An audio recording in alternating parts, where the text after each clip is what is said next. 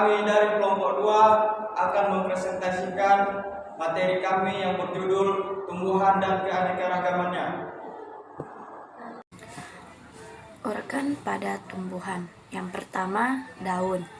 Daun merupakan salah satu organ tumbuhan yang tumbuh di ranting, umumnya berwarna hijau atau mengandung klorofil. Yang kedua, batang. Batang merupakan tempat melekatnya daun, bunga, serta buah.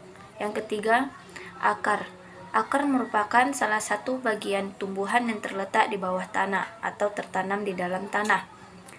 Yang keempat, bunga. Bunga merupakan salah satu organ pada tumbuhan yang mempunyai fungsi biologis atau memiliki bentuk dan aroma yang khas. Proses tumbuh pada tumbuhan. Pertumbuhan pada tumbuhan dapat dibedakan menjadi dua, yaitu sebagai berikut. Pertumbuhan primer. Pertumbuhan primer terjadi karena sel-sel pada jaringan meristem melakukan pembelahan secara terus-menerus.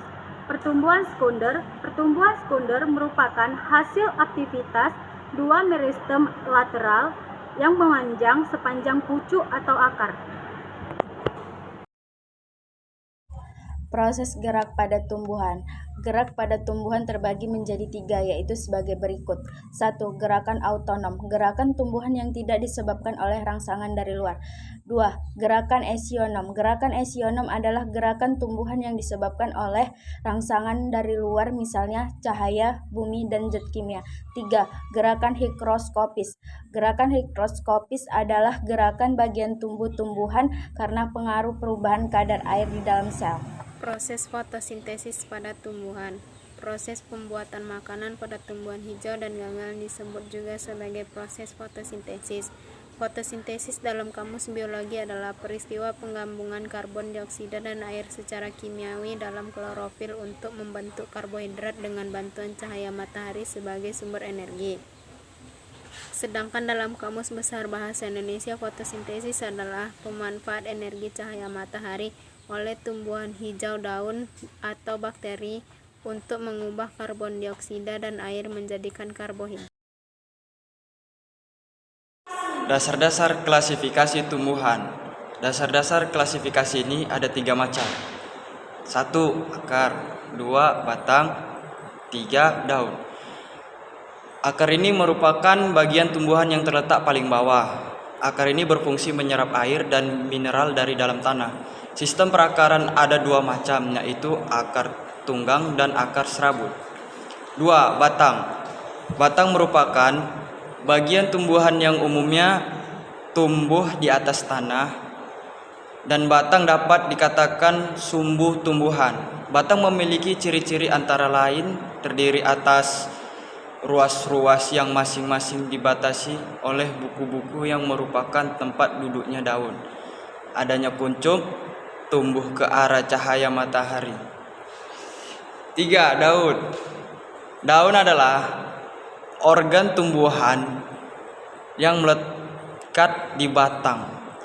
Daun umumnya berwarna hijau karena mengandung klorofil.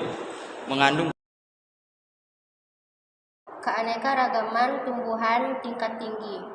Tumbuhan tingkat tinggi merupakan tumbuhan yang memiliki akar, batang, dan daun sejati, buah dan bunga. Tumbuhan tingkat tinggi yaitu termasuk juga tumbuhan berpembuluh yang memiliki 2 divisi, yaitu spermatofit atau berbiji dan Pteridopta atau paku-paku.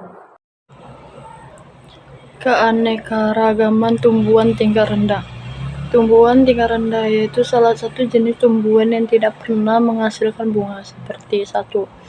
Jamur. Jamur merupakan tumbuhan yang tidak berpembuluh. Tumbuh jamur umumnya bersel banyak, kecuali pada jamur sapi yang hanya bersel 1. 2. Alga. Alga berbeda dengan jamur karena ia telah mempunyai pigmen hijau atau pigmen-pigmen lainnya yang mampu melakukan proses fotosintesis.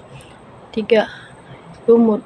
Tumbuhan lumut sudah mempunyai zat hijau daun sehingga dapat mensintesis makanannya sendiri atau autotrof. Dan hasil dari presentasi kami, mohon maaf jika ada salah kata atau penjelasan yang kurang 24. Dengan ini kami akhiri, wabillahi taufiq wal hidayah.